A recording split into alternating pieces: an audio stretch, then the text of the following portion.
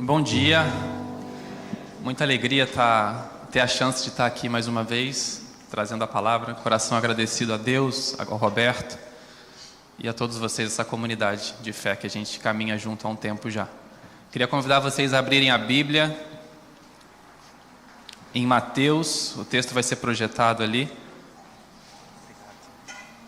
Mateus 21,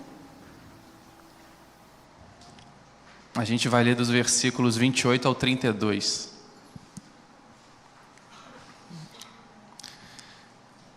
Versículo 28. O que acham? Havia um homem que tinha 2 filhos. Chegando ao primeiro, disse: Filho, vá trabalhar hoje na vinha. E este respondeu: Não quero. Mas depois, arrependendo-se, foi. O pai chegou ao outro filho e disse a mesma coisa. Ele respondeu: Sim, senhor, mas não foi. Qual dos 2 fez a vontade do pai? O primeiro, responderam eles. Então Jesus lhes disse: Digo-lhes a verdade, os publicanos e as prostitutas estão entrando antes de vocês no reino de Deus. Porque João veio para lhes mostrar o caminho da justiça, e vocês não creram nele. Mas os publicanos e as prostitutas creram. E mesmo depois de verem isso, vocês não se arrependeram e nem creram nele. Vamos orar? Pai amado, obrigado por esse momento maravilhoso que a gente teve de louvor, de contemplação da Tua face. E agora pedimos, Pai, mais uma vez que o Senhor continue falando aos nossos corações e se movendo entre nós, Pai, como o Senhor sempre faz, mesmo que a gente não perceba. Em nome de Jesus. Amém. Eu não sei se você já percebeu, acredito que sim. Ultimamente a gente vive tempos estranhos. Estranhos principalmente nos relacionamentos. Teve um sociólogo polonês chamado Zygmunt Bauman, que ele traduziu isso de uma forma muito, muito concreta e muito verdadeira, quando ele chamou a nossa modernidade, ou a nossa pós-modernidade, de uma modernidade líquida. E ele escreveu uma sequência de livros, O Amor Líquido, tem vários títulos com a liquidez no meio, com esse líquido no meio. E o ponto principal dele é que todo movimento humano, ultimamente, tem sido caracterizado cada vez mais por um movimento de não se prender a nada. Tudo que eu puder fazer para canalizar a minha vida, para que eu não me prenda definitivamente a nada, eu vou fazer.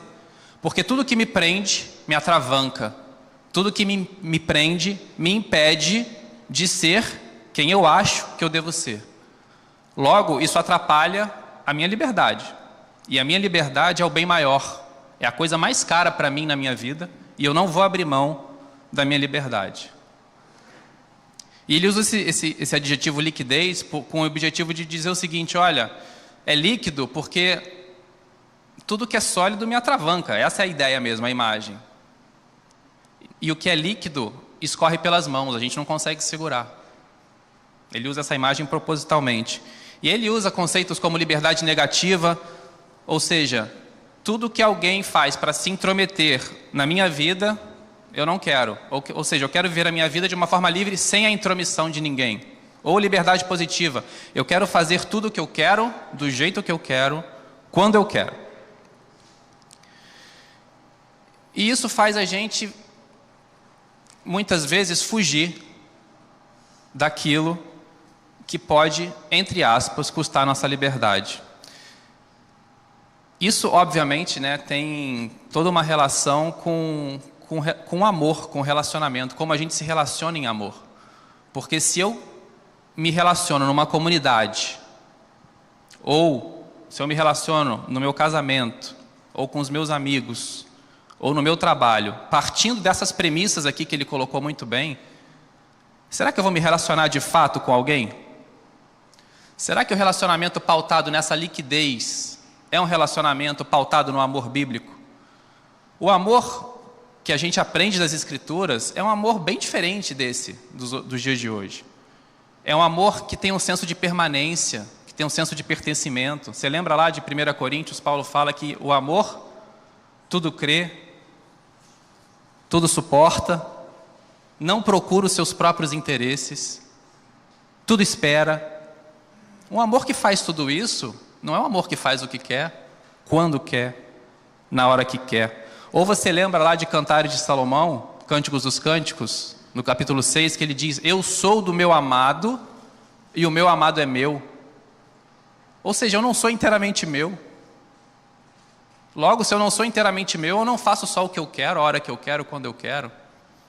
Então a Bíblia, quando ela fala de relacionamento em amor, ela traz para a gente um conceito muito profundo, que é um conceito de eu aprender o tempo todo a me sujeitar e a me ajustar, para que então eu possa me sentir seguro e me sentir livre. Porque o amor na Bíblia, ele transmite essa dupla ideia. O amor genuíno, o amor que Deus tem para conosco, o amor que Deus é, porque Deus é amor, é um amor que nos traz segurança e liberdade. Porque segurança sem a liberdade, imagina uma pessoa que esteja segura, mas não seja livre de fato. Qual a primeira imagem que provavelmente vem na sua cabeça? Um escravo. Agora, se eu sou totalmente livre, mas não me sinto seguro, do que isso me adianta? A gente vai ter uma vida caótica, uma vida sem limites. E não é esse o amor que a Bíblia propõe para a gente. Então, primeiro ponto, a gente já coloca em xeque o que de fato é liberdade. Será que liberdade é de fato fazer o que eu quero, a hora que eu quero, quando eu quero? Depende do relacionamento que você quer manter de amor com as pessoas que te cercam.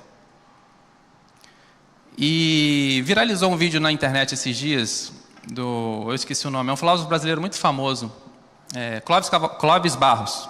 Ele tem muitos vídeos bons, e ele transmitiu de forma muito cristalina um ensinamento, um pensamento, na verdade, do Kant, que foi um filósofo do iluminismo no século XVIII, que ele ia centralmente nessa frase aqui: não, liberdade não é fazer o que eu quero a hora que eu quero. Pelo contrário, livre é quem consegue fazer o que não quer. Porque se eu só faço o que eu quero, eu sou escravo do meu desejo. Se eu só faço o que eu quero, eu sou escravo do meu desejo. Então, livre de fato é quem consegue fazer o que não quer. Impossível ler isso aqui, né, e não lembrar do conceito de Lutero, que o Roberto já citou aqui no início da pregação, que dizia que a gente tem o escravo-arbítrio. A gente acha que tem um arbítrio, mas, na verdade, tudo que a gente faz, tudo que a gente pensa e tudo que a gente pensa em fazer está preso e dominado pelo pecado que habita em nós, ou que habitava em nós antes de Jesus nos libertar. Então, isso leva a gente a pensar em muitas coisas. Será que eu sou de fato livre nesse conceito todo que a gente gosta de defender? Será que eu faço tudo que eu quero, a hora que eu quero, quando eu quero? Você escolheu a família que você ia nascer? Você escolheu o nome que você tem? Você de fato escolheu a profissão que você fez ou escolheram por você? Esse é um dilema que a gente às vezes vive depois de um tempo, né? O quanto eu fui influenciado ou deixei me influenciar por questões que são externas a mim.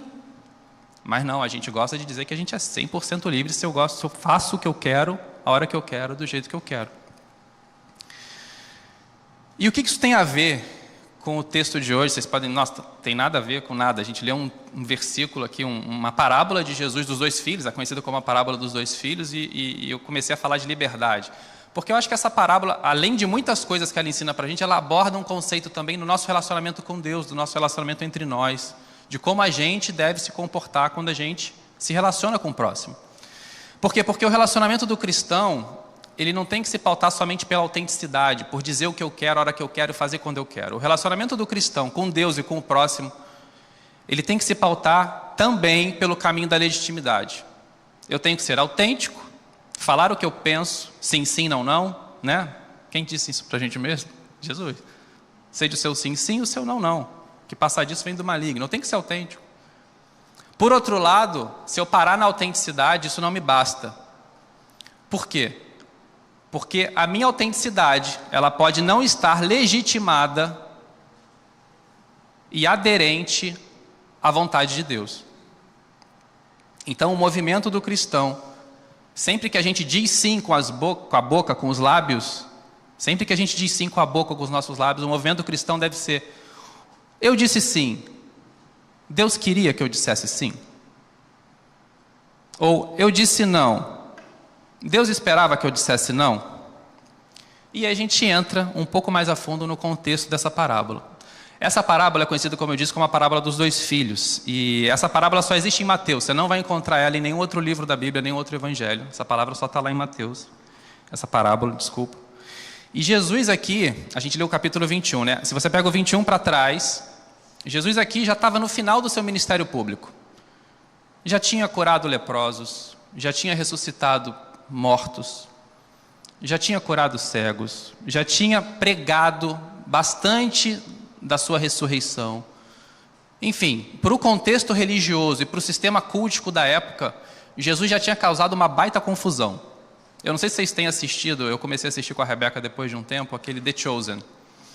Para quem não assiste, eu recomendo assistir, porque ele realmente situa e coloca a gente dentro daquele momento histórico e religioso. Vale a pena. E ali você vê, com os olhos, como se estivesse numa série, exatamente mostrando: olha, cara, Jesus causou uma baita de uma confusão. Aqui, Jesus está nesse contexto. Ele já tinha causado muita confusão, já tinha atraído a ira de muita gente.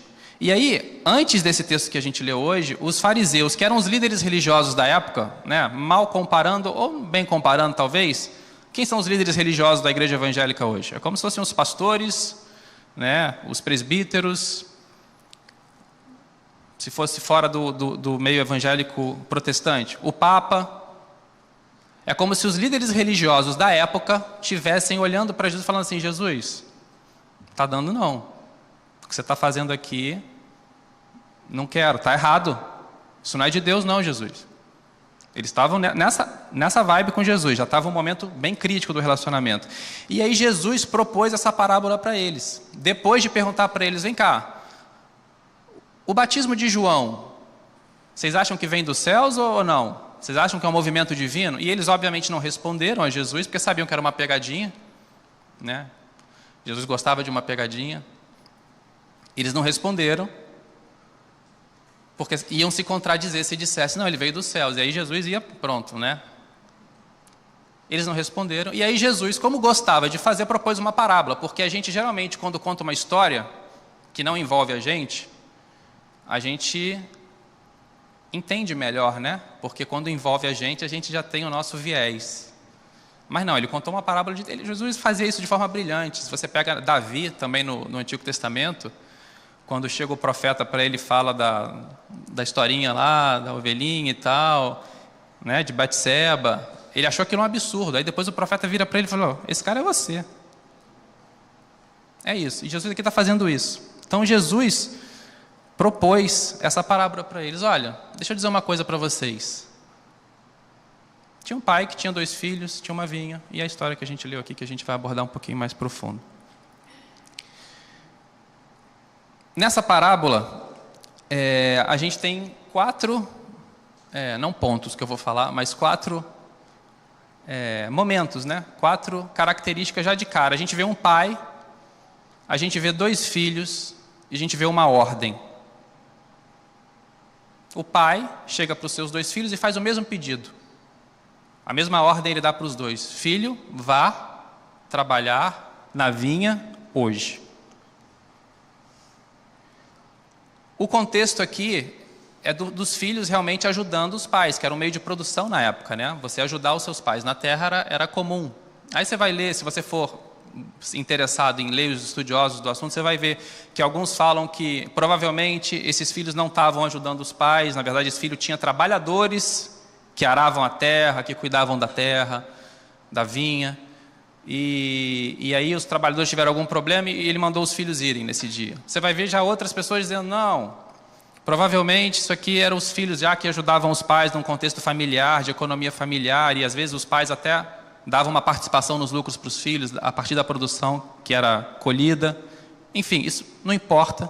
O que importa é que a gente tem uma ordem, 2 filhos e um pai. E essa parábola também mostra para a gente uma analogia para a nossa vida. Diante de cada pedido e ordem do pai para nós, a gente tem 4 caminhos possíveis, racionalmente falando. A gente pode dizer que vai fazer e fazer, dizer que não vai fazer e não fazer, dizer que vai fazer e não fazer de fato, e dizer que não vai fazer e fazer. São as opções que a gente tem diante de qualquer pedido ou ordem na vida. E o propósito de Jesus nessa parábola, que fica muito claro naquela frase forte, eu acho fortíssima aquela frase dele: as prostitutas e os publicanos estão entrando antes de vocês no reino de Deus, no reino dos céus. Jesus está mostrando o propósito dele naquela parábola, é o seguinte: olha, vocês que estão aqui, os religiosos aqui, os líderes religiosos do contexto que eu estou, do sistema cultico aqui, vocês ainda não entraram. Aqueles que vocês estão achando que estão do lado de fora, eles já entraram. Mas vocês ainda não. Vocês são o segundo filho aqui. E quem vocês acham que nem filho é, que está do lado de fora, eu estou chamando aqui do filho a quem eu primeiro me dirigi. E que disse que não ia, mas acabou indo. Que disse que não ia fazer, mas acabou fazendo. O que a gente pode aprender com essa parábola? A primeira coisa que me chama a atenção, eu queria compartilhar com vocês, é que o pai sempre vai atrás dos seus filhos. Pode passar batido quando a gente lê essa parábola, né? Mas é o pai se dirigindo aos filhos. O pai, o movimento é do pai. Se a gente ama a Deus, é porque Ele nos amou primeiro. O movimento do Evangelho não é um movimento do homem indo atrás de Deus. Isso destoa de todas as religiões do mundo, porque todas as religiões do mundo são caracterizadas pelo homem buscar o divino. O Evangelho é Deus buscando o homem. O Evangelho é Deus indo atrás do homem. O Evangelho é resgatando a gente, e a gente em movimento de amor, se dobrando perante esse Deus que nos buscou e nos resgatou. Se isso não causa no nosso coração um sentimento de profunda gratidão, nada mais vai causar tanta gratidão em nós. Não vai. Porque você se sentir resgatado, liberto, achado, quando você estava perdido, sujo, imundo, é um sentimento maravilhoso. É um sentimento de graça imerecida. Olha, Deus veio atrás de mim. O Pai sempre toma a iniciativa de ir ao nosso encontro. Não somos nós que nos achegamos a Deus, é o Pai que se achega a nós e se revela a nós. E o Pai dá para a gente a oportunidade da gente sempre ajustar a nossa vontade à vontade dEle, quando Ele se achega a nós. O segundo ponto que eu também queria compartilhar é que o comportamento desses 2 filhos evidencia as reações que a gente pode ter no nosso relacionamento com Deus. O primeiro filho, voltando aqui ao conceito da autenticidade, o primeiro filho, ele foi autêntico. Concordam? Ele foi até mal educado para o contexto da época. Jesus ele usava parábolas para sinalizar e transmitir mensagens importantes usando situações locais e culturais da época. A pessoa que ouviu naquela época o primeiro filho respondendo para esse pai dizendo: não vou não quero. Hoje a gente está acostumado, né? Hoje banalizou. Hoje você fala: sim, senhor filho, então fique aqui. Não pode. Naquela época, isso aqui não era nem mal educado, não era nem má educação. Aquilo era um profundo desrespeito com a figura do patriarca da família. Era algo inadmissível. Era algo que se alguém fizesse... Oi? Não, estamos também assim. Que bom, alguns anos atrás. Pois é, não é, ou seja, a gente vive esse dilema. E quem ouviu essa parábola, olha, bom, esse filho aí é muito, muito mal educado. Mas ele foi autêntico. Ele disse o que ele pensava. Mas qual foi a reação de fato dele? O que ele fez com as atitudes e com o corpo dele, que é o templo do Espírito Santo? A ação dele com o corpo dele teve aderência ao que ele falou com os lábios? Não. Por quê? Porque ele teve um tempo aí de reflexão. Ele teve um tempo de abrir o coração para ouvir a vontade de Deus, para refletir o que o Pai falou com ele. Eu lembro, há muito tempo atrás, eu estava numa célula, falando dessa questão da autenticidade, né? E célula é um perigo, porque célula, se você deixa a coisa correr, né? Às vezes sai cada coisa assim, que você fala, meu Deus. E a célula estava nesse momento, assim. E aí, não, porque tem que ser autêntico com Deus. Eu não gosto de acordar cedo, e eu não vou para a igreja cedo. E eu falo com Deus. Eu tenho intimidade com Deus suficiente para dizer, Deus, eu não vou acordar cedo. Ou então, aí o outro, eu também tenho essa intimidade com Deus. Quando eu começo a ler a Bíblia, e lá em Deuteronômio, ou os primeiros capítulos, por exemplo, Mateus, começa com genealogia, eu falo, Deus, não dá. Não dá, fecho a Bíblia e vou ver alguma coisa que, né, me dê prazer. Essa autenticidade com Deus, essa intimidade com Deus a gente tem que ter. E a palavra estava assim. Aí a gente parou, falou, peraí, mas o movimento do cristão é só ser autêntico? Será que não tem nada além disso, assim? Porque o que esse filho ensina pra gente é que ele não parou na autenticidade. Teve um momento que ele disse não, e após esse momento de dizer não, ele disse, espera aí, o meu não, Deus queria que eu tivesse dito não, o meu pai queria que eu tivesse dito não. E isso mostra amor. Por que isso mostra amor? Porque quem ama não sente conforto no não, que dá.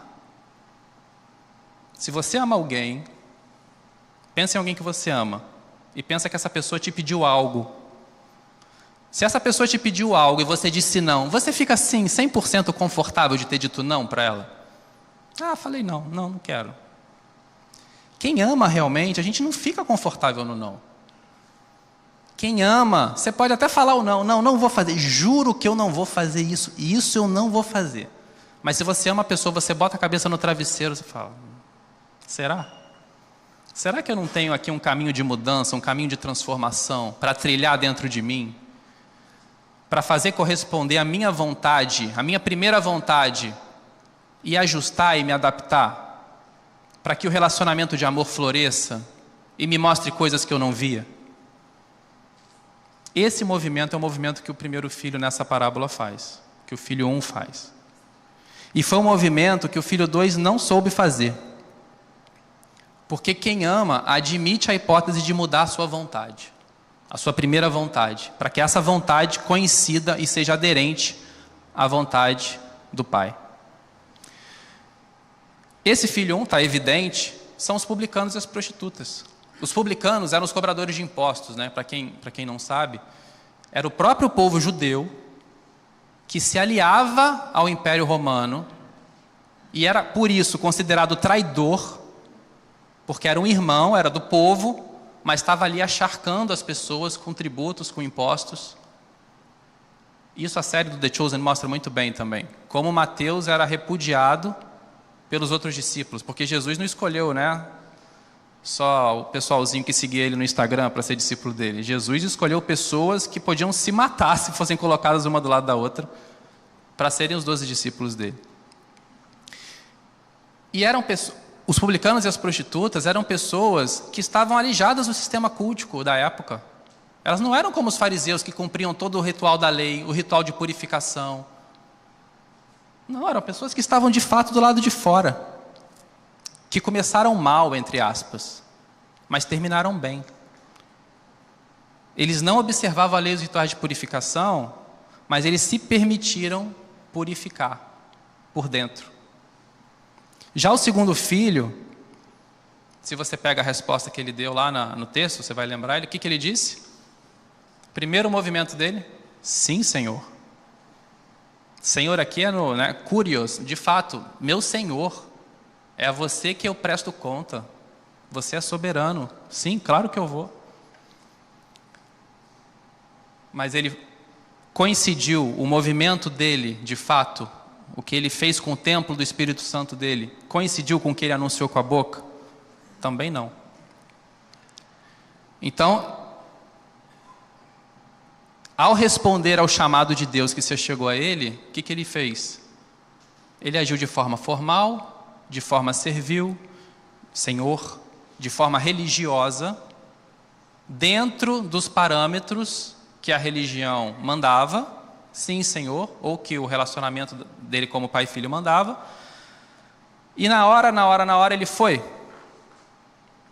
Na hora que Deus pediu, não foi. Ele não foi.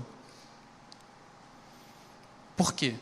Se para quem ama a Deus não existe conforto no não, para quem não ama de fato e está acostumado com a coisa engessada da religião, a gente se acomoda muito fácil no falso sim.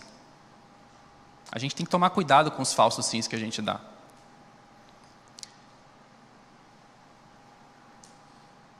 Eu lembro de uma vez, eu não programo nada disso, mas chega aqui a gente lembra de um monte de coisa, né? A gente estava num movimento de jovens, num evento jovem de muito louvor, muita adoração, aquele clima, né?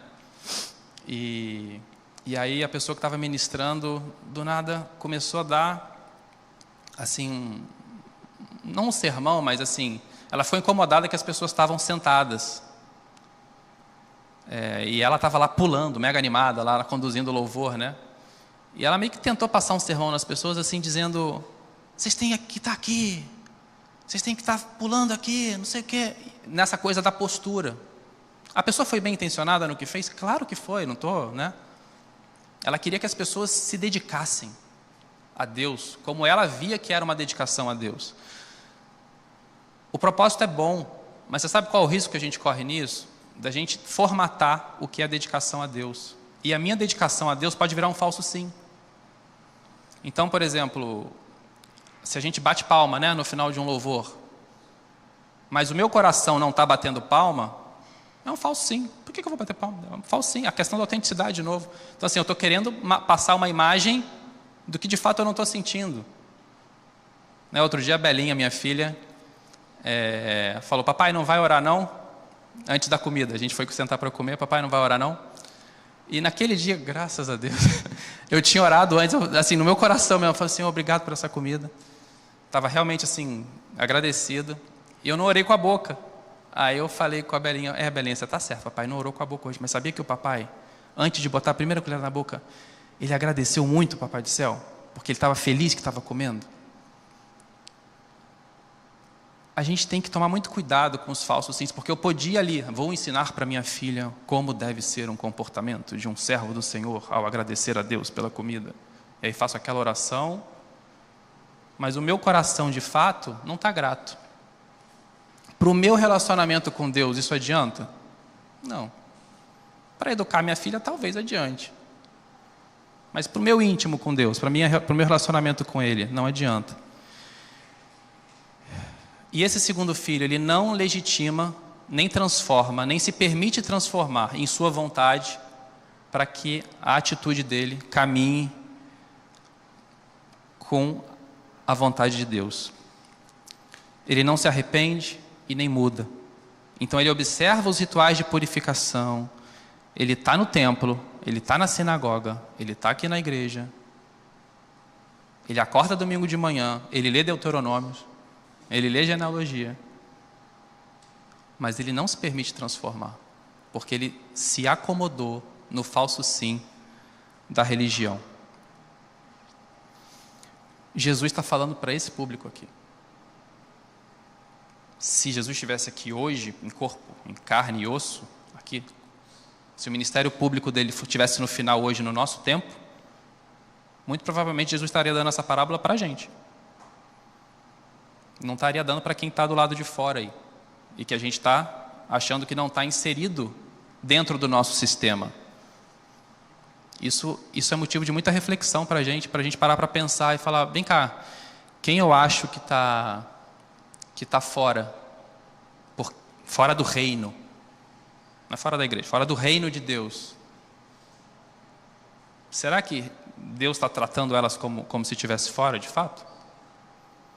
O que eu devo fazer como servo de Deus dentro do sistema no qual me encontro? Porque eu não estou advogando aqui a tese de todo mundo sair do sistema, não é isso. É um movimento do coração. Movimento do coração.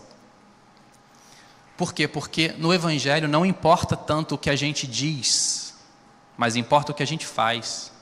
Vocês já ouviram aquela frase que eu não acredito no que as pessoas falam, eu acredito no que as pessoas fazem? Isso é muito caro para a gente. Porque o primeiro filho, se você fosse acreditar no que ele falou, se a história parasse ali, não quero, e você fosse perguntado, vem cá, aquele filho foi? Ele falou, não, ele não foi, ele falou que não queria. Mas a história não para no não quero. Para quem ama a Deus, a história não para no não quero. Porque a gente muda o que a gente pensa, se for necessário mudar, se Deus pensar diferente da gente. O que os filhos disseram foi superado pelas atitudes deles, os dois filhos. Um para o caminho ruim, outro para o caminho bom. Agostinho tinha uma frase que acho que sintetiza muito bem isso aqui que a gente está falando. Ele dizia assim: existem duas vontades. A tua vontade deve ser corrigida para se identificar com a vontade de Deus, e não torcida a de Deus para se acomodar à sua.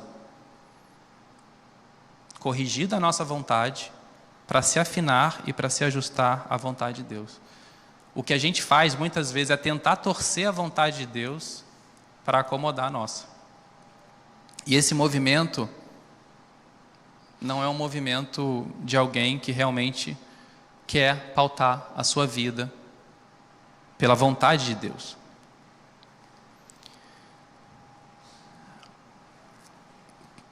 E a gente aqui está falando da liberdade, né? Quando a gente passou o tema dessa pregação, eu coloquei como tema exatamente isso, a essência da liberdade cristã. Porque eu creio que a essência da liberdade cristã se mede pela nossa disposição e pela nossa capacidade de se sacrificar. De sacrificar a nossa própria vontade. Voltando aqui ao início do culto, da palavra. A gente fez aquela antagonia, né? Aquele antagonismo entre liberdade é fazer tudo o que eu quero, a hora que eu quero, quando eu quero, ou liberdade é conseguir fazer o que eu não quero. A gente carrega com a gente essa coisa do conceito da liberdade como tudo o que me impede de ser eu atrapalha a minha liberdade e a minha potencialidade de ser quem eu quero ser. Mas se Deus criou a gente, e Ele criou a gente com um propósito.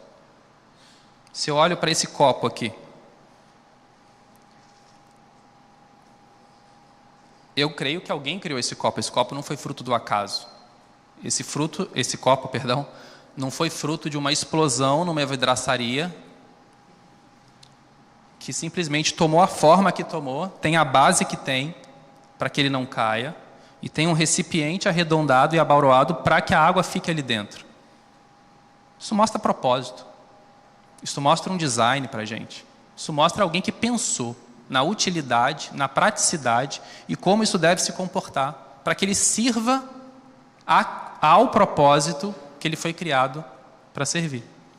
Se a gente foi criado por Deus, a gente tem um propósito. Então, liberdade, se eu tenho a crença que Deus, e eu creio, que Deus me criou e te criou, quando Ele me criou e te criou, Ele tinha um propósito. Desde o início, falou assim, quando eu criei o Fernando, eu vi o Fernando assim.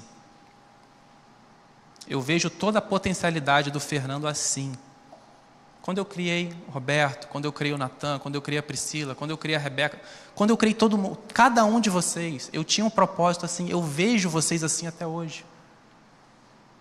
Como uma semente. Deus não olha a gente só como semente, Deus olha a gente como árvore frondosa, dando frutos que Ele quer que a gente dê. Agora, se eu como semente, me viro para Deus e falo, não Deus, eu não sou semente, eu quero ser a semente que eu quero ser, eu não quero ser a árvore que você planeja que eu seja, eu vou dar outro fruto. Será que de fato eu vou ser realmente livre? Olha como a conversa sobre liberdade é tão profunda que ela interage com o conceito de propósito. Pensa num pássaro. Um pássaro foi criado para correr, andar e correr. Ou ele foi criado para voar? Por mais que um pássaro se esforce para correr, cara, ele não vai ser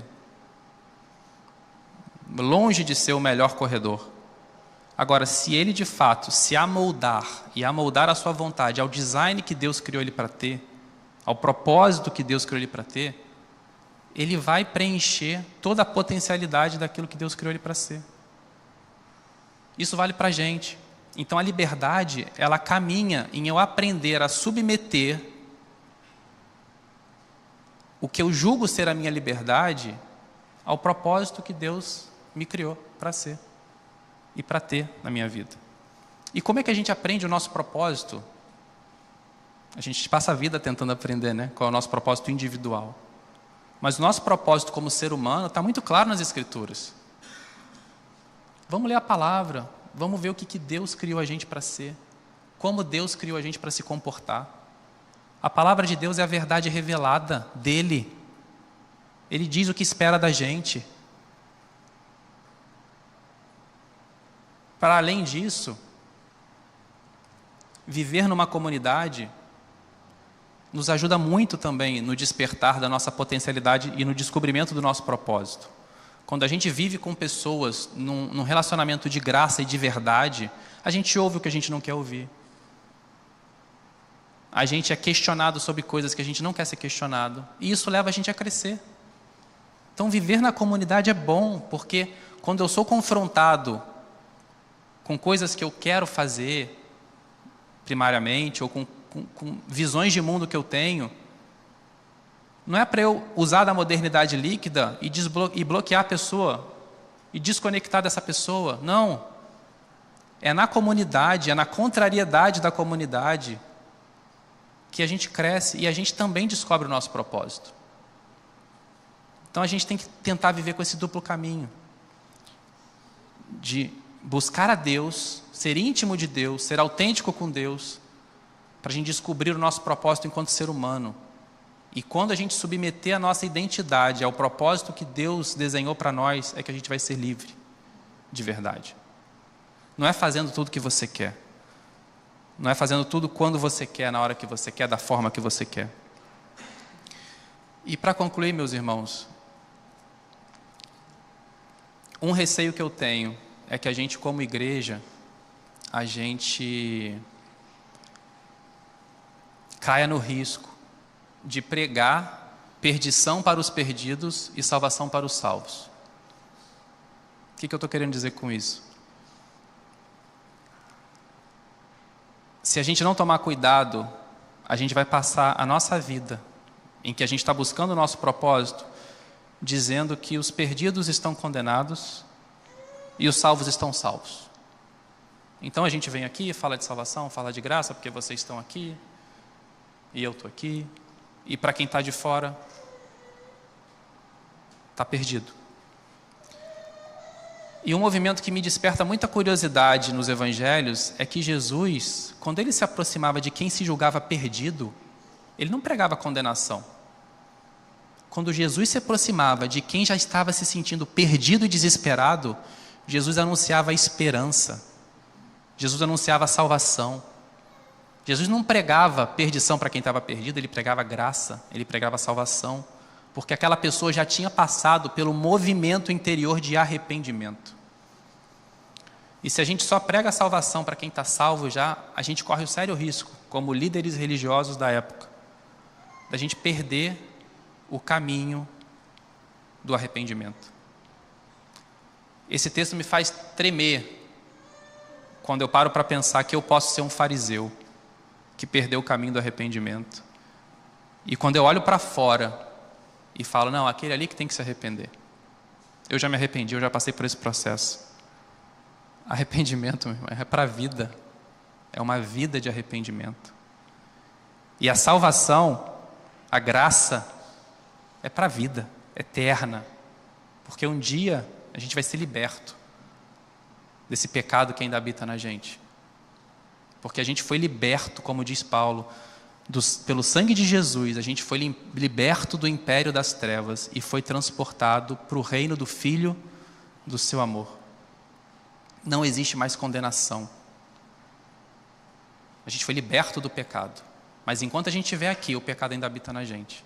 E a gente não pode perder a rota, o caminho do arrependimento. Não é uma parábola, mas se você ler lá em Lucas 7, você vai ver que Jesus foi convidado por um fariseu para jantar na casa dele. Que era um ato que demonstrava, quero ter uma proximidade com a pessoa, quero abrir a minha casa. Simão era um fariseu que convidou Jesus para jantar na casa dele. Preparou tudo do bom e do melhor, a melhor comida, aquela pompa. E teve uma mulher que estragou tudo. Que a Bíblia, quando diz quem é, nem diz quem é, porque chama ela de pecadora. Entrou uma pecadora naquele jantar, uma intrusa, uma penetra, e tumultuou tudo. Por quê? Porque ela acabou com o ritual que era esperado de um jantar digno na época. Ela foi com um vaso de alabastro, um perfume caríssimo, derramou o vaso aos pés de Jesus e lavou e enxugou os pés de Jesus com os próprios cabelos. E aos prantos se derramou perante a presença de Jesus. E aí é curioso o texto, que o texto diz que Simão não falou nada, ele conversou consigo, Ele não falou. Ele falou assim, poxa, se Jesus fosse profeta mesmo, ele ia saber que essa mulher não devia nem estar aqui. Pecadora, prostituta provavelmente. Não observa o ritual da purificação que eu observo. Se Jesus soubesse quem ela é, acabei de ver, convidei Jesus aqui para minha casa para o jantar, para ver se ele era profeta, acabei de saber que ele era profeta. Que ele não é. E aí Jesus, que não ouviu nada, porque ele não falou, o Simão conversou consigo, mas Jesus ouviu, Jesus é Deus, propôs uma parábola. Outra parábola, para um outro fariseu. Assim, vem cá, Simão, diz uma coisa. Tinham duas pessoas, desculpa, que eram devedoras. Uma coisa unia esses dois devedores. Eles não conseguiam pagar a dívida. Nenhum deles conseguia. Só que uma coisa distinguia esses dois devedores. Um deles devia 500, outro devia 50. Quem que você acha... o credor desses dois devedores, que era um credor em comum, perdoou os dois. Simão, quem que você acha que se sentiu mais perdoado? Aí o Simão respondeu, o que devia mais. Ele, isso mesmo. E aí? Coitado do Simão. Você está certo, Simão, porque olha só, você me chamou para jantar, mas você não me ofereceu o que essa mulher está me oferecendo. Por quê? Porque essa mulher que você chama de pecadora, ela passou pelo caminho do arrependimento. E o caminho do arrependimento é um caminho que só você pode trilhar por você mesmo. Eu não posso trilhar por você.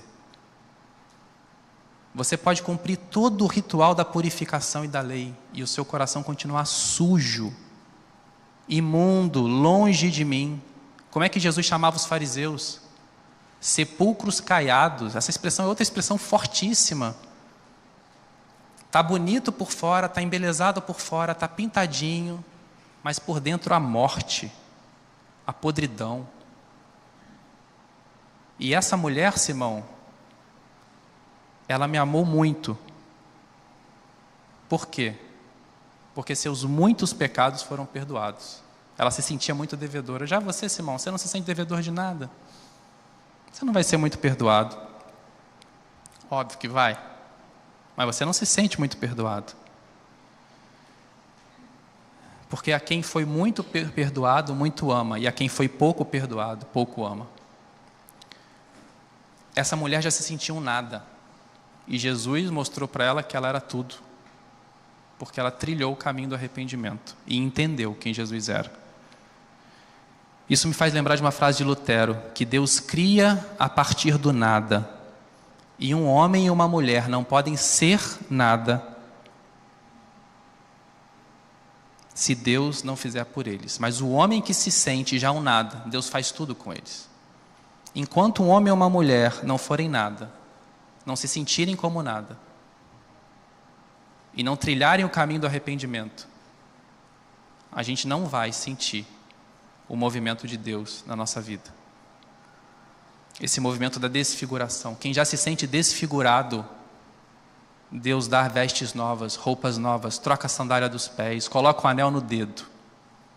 Mas quem já se sente com o anel no dedo, com sandálias novas, com roupas novas, e está podre por dentro, não trilhou o caminho do arrependimento. E não vai conseguir entrar primeiro no reino dos céus. E para terminar, meu irmão, e aqui eu termino de vez, esse Jesus maravilhoso que a gente cultuou aqui, que a gente louvou aqui no início da mensagem, ele antes de nós, ele já se desfigurou naquela cruz. Isaías diz que ele ficou irreconhecível como homem, de tão maltratado que foi, de tão flagelado que foi, para que a gente pudesse, a partir da sua desfiguração,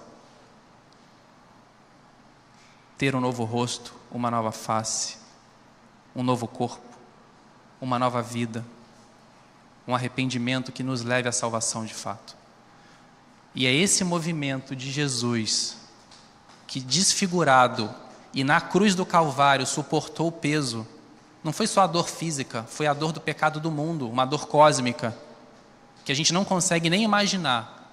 Foi nessa cruz do Calvário que ele, desfigurado, permitiu que a gente pudesse ter uma nova face nele e uma nova vida nele. E a partir daí a gente vive com a certeza de que a gente não é amado porque a gente é belo. A gente não é amado porque a gente é belo ou pelo que a gente tem para oferecer.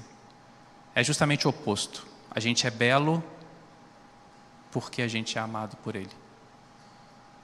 Porque Ele nos amou primeiro. Minha oração para mim e para você é que a gente não se veja jamais na figura do segundo filho dessa parábola. Que a gente possa percorrer o caminho do arrependimento, sondar no nosso coração o que a gente está dizendo sim quando deveria dizer não, o que a gente está dizendo não quando deveria dizer sim. Sondar no nosso relacionamento conjugal, o que você deveria estar dizendo sim quando está dizendo não. Meus irmãos, liberdade não é fazer o que a gente quer.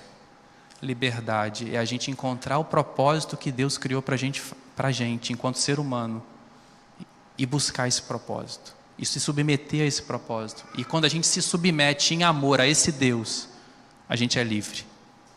Amém? Vamos orar? Pai amado, esqueci do microfone, mas a gente te agradece, Senhor, porque a gente não quer viver uma vida falsa contigo, a gente não quer viver uma vida que seja uma vida de sepulcro caiado, Pai. A gente não quer estar bonito por fora e podre por dentro. A gente não quer transmitir vida por fora e estar morto por dentro.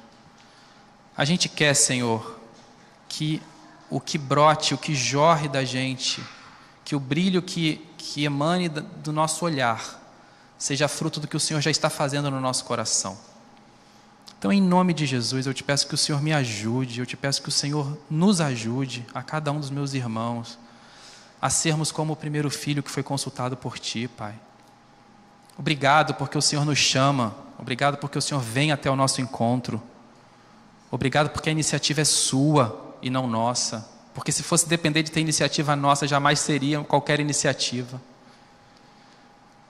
Obrigado, Pai, porque o Senhor nos dá intimidade suficiente para a gente dizer o que a gente não quer fazer, para a gente abrir o nosso coração, Pai, para a gente escrever o nosso próprio salmo. Obrigado por isso, mas obrigado também, Pai, porque o Teu Espírito Santo habita na gente. E esse Espírito Santo que habita na gente é o mesmo Espírito Santo que despertou Jesus dos mortos, que ressuscitou Jesus dos mortos. E esse Espírito Santo nos leva também a levantar do nosso sepulcro, Pai, e a mudar a nossa vontade, e a viver, a respirar o seu ar, a pisar na sua terra, que é terra santa. E ajuda a gente, Pai, o Teu Espírito ajuda a gente a questionar o nosso eu. Então, Pai, te peço em nome de Jesus que o Senhor não permita que o nosso eu sufoque a Tua vontade ou distorça a Tua vontade. Mas a gente te pede, pela Tua graça, que o nosso eu seja constrangido de forma amorosa, pelo Teu Espírito, a adequar a Sua vontade, a adequar a nossa vontade à Sua vontade. Em nome de Jesus, Pai. Não nos deixe nos afastar do caminho do arrependimento. Não nos deixe ficar confortáveis no próprio sim, no falso sim. Nos ajuda, Pai, a não ter conforto no não, ainda que ele seja verdadeiro. E obrigado, porque o Senhor nos ama com um amor que a gente não consegue nem imaginar. E obrigado, porque o Senhor tirou de nós toda a condenação. E nenhuma condenação há para quem está em Ti, Pai. Obrigado por isso. Ajuda a gente a, mesmo não havendo mais condenação, a gente a se arrepender e a não sentir conforto no não. Para a honra e glória do Teu nome. Amém.